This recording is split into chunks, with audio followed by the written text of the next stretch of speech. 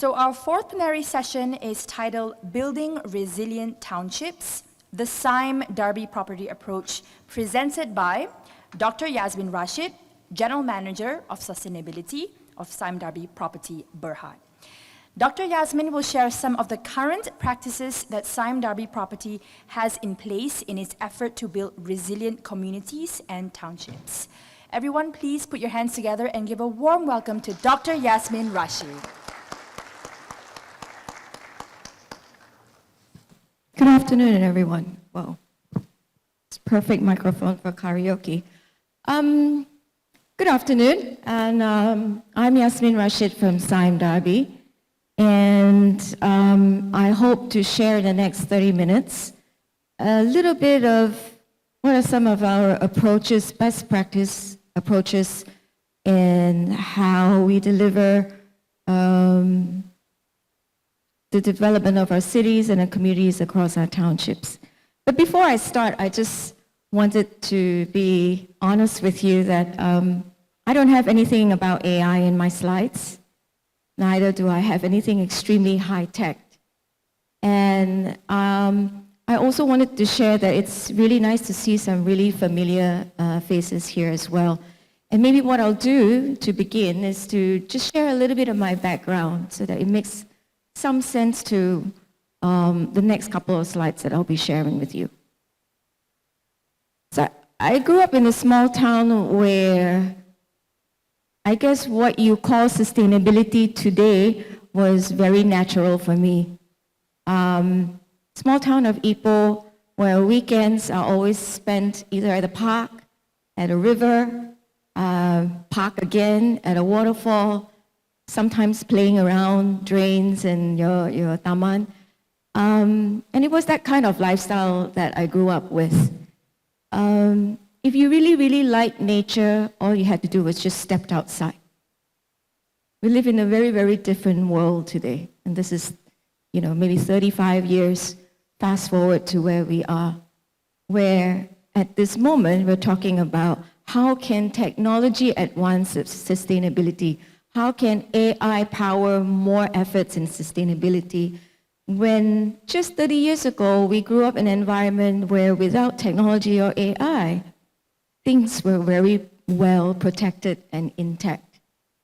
And that's the irony I face daily as well, where we're infused with so many kind of innovations today, yet every year we hear more impacts of climate change. More people are suffering from the adverse effects of weather events or extreme weather events, and so on and so forth. So what I'm going to share now, and in my role in Sime Darby, is really my personal mission. 40% of global emissions come from the built environment. The hall that we're in, the homes that we live in, the offices that we occupy. And as we advance as a civilization, you will see more people migrating to cities. We're touching 7.7 billion people on this planet today. And God forbid, in another 20, 30 years, maybe 8, maybe 8.5, maybe 9. And 70% of us in the future will eventually end up in the city. So the stress is enormous in that domain. And moving forward, you're going to have younger generation that will eventually want to occupy space, homes, offices, and so on and so forth. So I started as a student of biology, marine biology specifically. That was my exposure to nature. I love the outdoors. I love the ocean. Majoring in marine biology was, for me, a natural progression for what I love to do. If you ask the 17-year-old me back then, Yasmin, why did you study that and what do you hope to be one day? I wouldn't be able to answer you. I was just basically following my intuition, my gut. I knew that was what I loved. But today, if you ask a 17-year-old, my daughter for instance, she can tell you about climate change. She can tell you about the impact of improper waste management. She can share her frustrations with dealing with inequalities, and so on and so forth. So the child, your child that stands in front of you today, faces sustainability, as we call it, with a very different perspective and dimension.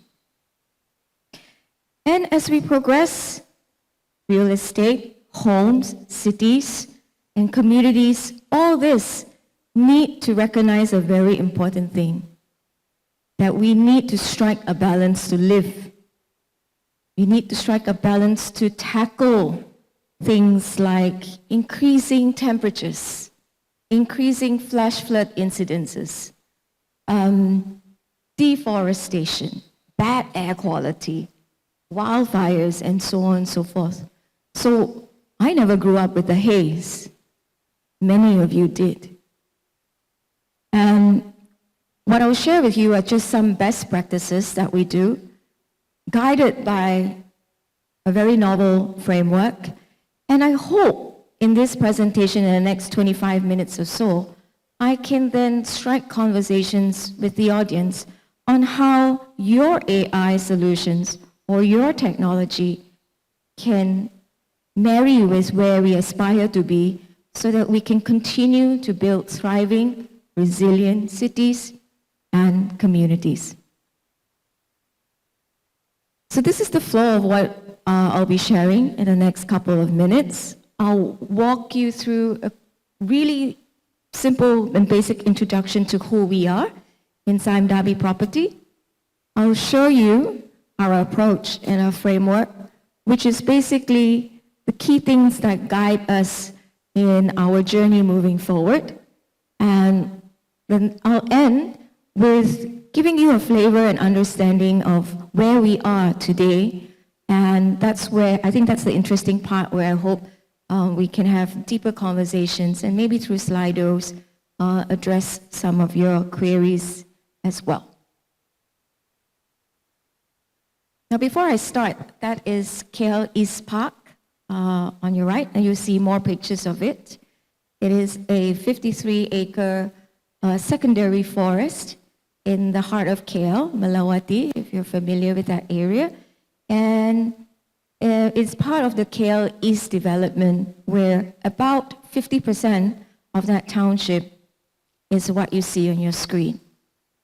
It's connected to the Klang Quartz Ridge and Bukit Tabo as well. It's a really nice gem. Really encourage you to go there. This is who we are. In the past, we've grown leaps and bounds. And under our new and revived leadership with Dato Sri Azmi American, we have redesigned our purpose, vision, and mission and carved out very significant values that will drive the business and company towards a sustainable path. So we're all over. We're on 25 townships. Some of you perhaps also dwell in some of our townships. This is a picture of Elmina Central Park, if you're familiar with Elmina. And I'll dive a little bit more into what are some of our sustainability efforts in Elmina. What I'm going to share right now here is basically our house of sustainability. Essentially, it follows the ESG structure. Environment is a big focus area for us. We aspire to be a 1.5 degrees Celsius aligned company. And how we intend to do this is two-pronged. First is to champion energy transition and low carbon in the real estate sector. Now you all know, with every human being that occupies homes, energy, whether at home, at work, or at school, is going to be, if not already, a big hot topic and subject matter. How are we going to sustain our incessant need for energy?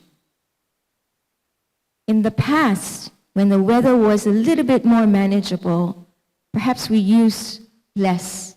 But today, with all that you're experiencing with the changing climate, energy is something we cannot live without.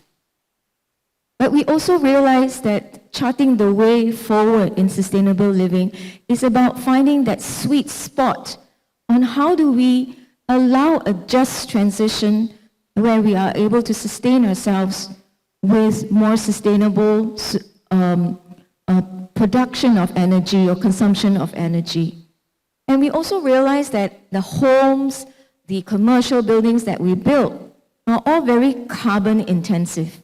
Cement, steel, aluminum, facade.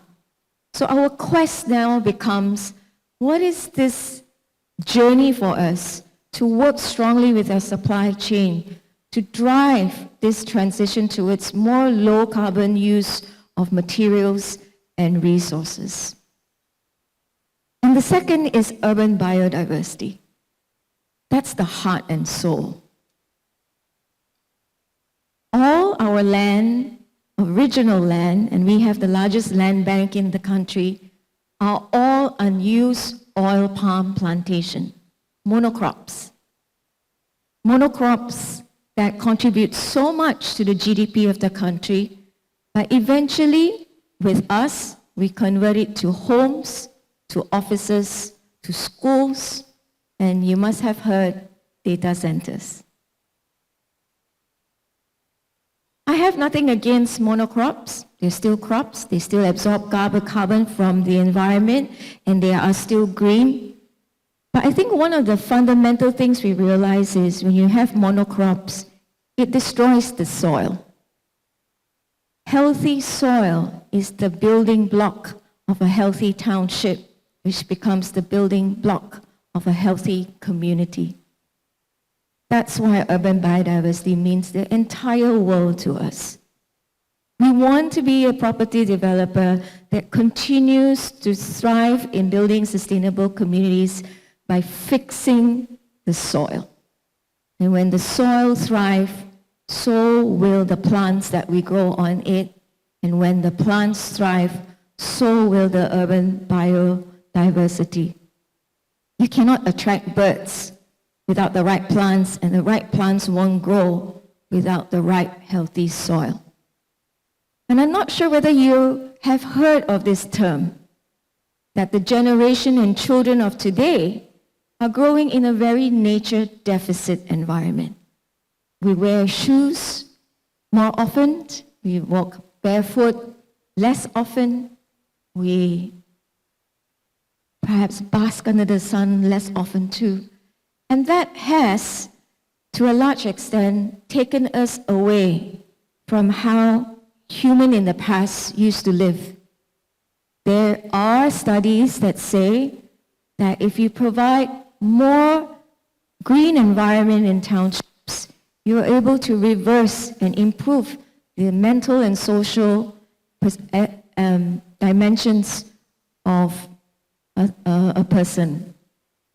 That's where we feel urban biodiversity, if we get it right, and if we have the right approach, will make our townships more livable, more sustainable, and therefore more resilient. Let's move to the community part. Our goal over the next 20 to 30 years is to be able to leave a net positive impact on the social and economic well-being of communities and, of course, of our own people as well. And how do we do this? We ensure that we include climate adaptive designs, climate adaptive solutions when it comes to designing our townships or facilities, including recreational facilities. One example that I'd like to share with you is in Bandar Bukit Raja. I think we've been there for quite a while. And you may or may not remember the 2021 flood that perhaps impacted many of you as well. Bandar Bukit Raja was not spared from it. And because our township is located so close to the sea, and we're basically at the tail end of the river, we're basically very severely impacted by changing land use. And what you cannot control upstream is very hard to manage downstream as well. Realizing that we cannot just be looking at ad hoc, acute flood relief efforts, we need to fix and make Bandar Bukit Raja, at least our township, more resilient to flood. And one of our climate adaptive approach is to create the Bandar Bukit Raja Wetland Town Park. What it is basically a recreational space that, in the event of a massive flood, transforms into a constructed wetland that is able to withhold 50,000 meter cube of flood water while the flood subsides and stops, and then we eventually release that water back into the waterways when it's safe. So it becomes a dual purpose design. One is to become a social and recreational space for people, but in times of need, it becomes a storage for flood water. And third, it also becomes a flood warning system, because you can definitely see it accumulating water when the flood hits us. So we believe that by doing that, we're able to protect the communities, enhance their quality of life, at the same time minimize further economic damages for them and, of course, for us too. The second approach is creating positive community experience.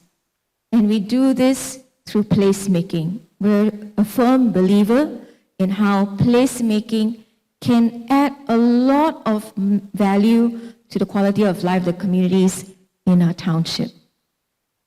Third, the E and the environment and community part will not be able to be realized to fruition if we don't uphold good, strong, ethical, transparent governance. And as a public listed company, we hold that to our heart. Governance is the key supporting dimension that drives our sustainability agenda forward. And how do we do this? By ensuring that we have the relevant guidelines, policies, and we ensure that we also abide to what our regulators expect of us. Now, I'd like to draw your attention to these 4 boxes here. You can see 9 items highlighted in red. These are what we call our key material matters in Siam Darby property. Everything here is important. Just the 9 that is directly under my department's purview, and we collaborate across, of course, all the business divisions. So these 9 things, in my humble opinion, are the key drivers that really helps us perform above and beyond in our ESG performance. And these are also 9 important things which we feel are the secret ingredients that will help us continuously to drive more resiliency across all our businesses. The first is climate adaptation. Our focus is a lot more on adaptation and mitigation, and we believe there is a lot of opportunities with the people that we work with in Siam Darby, whether it's innovation, the engineers, the landscape team to drive this. And you can see some of this work translating in some of our townships. Elmina, for instance, where we do quite a substantial amount of ecological restoration in that township. Energy and carbon management. You will perhaps be alluded that we are a very strong supporter of the government's NETA, National Energy Transition Roadmap. I'll share more about this. Biodiversity, water, waste. Waste is a big topic. I mean, essentially, if we don't produce so much waste, we don't have to deal with it. But the fact is, within the real estate sector, you do see quite an amount of construction waste coming up. So this has become a key indicator across our corporate scorecard as well, and the rest of the items. Safety, of course, and responsible supply chain management. I think I was listening to the panel discussion before this. This is going to be a tough subject, supply chain for us.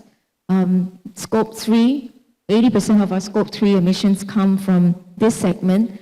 But I'm also very hopeful that in the next couple of years, you will see us taking very aggressive efforts to get our vendors and partners on board to tackle this subject matter. This is our scorecard. I won't go into this in too detail, but being a public listed company, we have to disclose, report, and all our work are, of course, assured and audited. And it's not negotiable because these days investors expect to see your ESG scorecard. So I'll dive a little bit deeper into how we're doing this in terms of building community and township resiliency. Under energy and carbon management, our approach is very fundamental. It's not rocket science. Our aspirations and commitment is to continue to increase our on-site generation of energy. And you can see here in these townships, majority of the homes already come with rooftop solar already enabled. And we will continue to drive this across our townships. Of course, this helps a little bit, but we all know it's just a drop in the ocean. The bigger chunk is how do we drive more RE generation, and we're at the moment exploring more opportunities, and maybe we can have conversations about this, to increase our off-site renewable energy generation. Making sure our company delivers reduction initiatives is a corporate scorecard item. It actually relates to remuneration, to the top management. So that symbolizes how serious we look at sustainability indicators. And lastly, making sure that we are transparent and track this. It's really very encouraging to see some vendors out there promoting their digital carbon tracking system. We've also just onboarded a system like that. And I think that's my relationship with AI technology. Technology has really enhanced the way we track, report, monitor. More importantly, technology has increased our acumen to look at forecasting at a much more accurate rate as well. Placemaking, these are some of the social infrastructure that are non-negotiable across our townships, making sure playgrounds are designed to be inclusive, making sure parks have spaces designed for social, economic activities. We love football a lot, so you see huge FIFA-sized footballs across majority of our townships when we have that space. And of course, if you're a fan of some of the latest sports like pickleball and paddle, we also include this across our townships. I think building a thriving township that is robust, that is resilient, that generates socio-economic income relies on really strong placemaking activities. Now, placemaking is not just related to social infrastructure. We look at placemaking using nature-based solutions as placemaking as well, again, highlighting you back to KL East Park, Bandar Bukit Raja Recreational Space. And we've got a few other nuggets of goals, which I can't share right now, where we have discovered even new species of flora fungi specifically that are actually thriving in our townships. So something is happening organically in our townships, and something is naturally also taking place in terms of nature and biodiversity. And this is our approach to urban biodiversity. We hold these three approaches very strongly. Oftentimes in our townships, we avoid clearing mostly secondary forests, as you see in KL East Park. What we can conserve, we conserve, and what we can regenerate and restore, we perpetuate that. This is the Elmena Living Collection nursery you see here. Majority of the species here are endangered, rare, or threatened, and they are predominantly dipterocarps.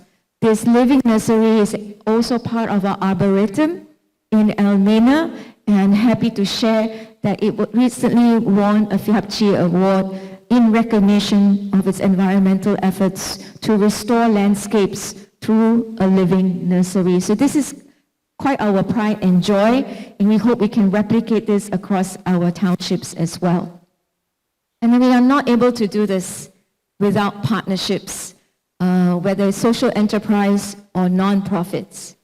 And one of the beautiful things when I joined Sime Darby, and I landed on exploring, was how intricate our landscape and innovation team are when we talk about urban biodiversity. We have a planting matrix, which is 3 items: biocentric planting, people-centric planting, and carbon-centric planting. If our townships are building industrial parks, we roll out a carbon-centric planting matrix, which are essentially plants that are eventually will grow to be plants that have high carbon-absorbing potential. People-centric plants are plants that bring back huge canopies, shades the walkways a bit more, and more importantly, brings back the birds, the bees, the insects. And lastly, biocentric planting. So we're guided by these kind of guidelines, which is essentially what governs how we do. And we also track them. So over time, we've planted more than 160,000 trees over the last 10 years, and we do have a tracker that tracks them. What I really love to have a conversation with the audience here is, how can AI help us assess the health of all the trees that we plant, measure it? How can AI help tell us whether our planting is actually making a big difference to the ambience of the environment? Is it helping reduce the township ambient temperature? Is it helping to increase biodiversity species, and so on and so forth? So something we can catch up later on. And we've just recently started to talk about it. We realized that a lot of things that thrives in our township, such as the peacock fern, such as the dragonfly, such as the baya weaver, or maybe just what some of you will consider a boring old fig tree, is actually the stars of our township. And I think, to a large extent, this is what makes growing up in Sime Darby townships special. That's what I love to think. And I hope that over the next 20 years or so, as these thrive, that you can actually tell the difference between a kid that grew up in the city and a kid that grew up in a Sime Darby property township. Where a kid in the Sime Darby property township, hopefully, is more nature in tune and is more exposed to these natural elements. So in short, we're really trying to bring sexy back to nature, and we're trying to demonstrate this through our design, through our built environment, through the materials we use, through how we landscape, through how we innovate. And with that, I think the MC is already on the side. I guess my 30 minutes is almost up. But I have a task for you. And that task means the world to us. I have a QR code here. Actually, I'm not done my slide yet, is it? We would like to hear what you think about urban biodiversity.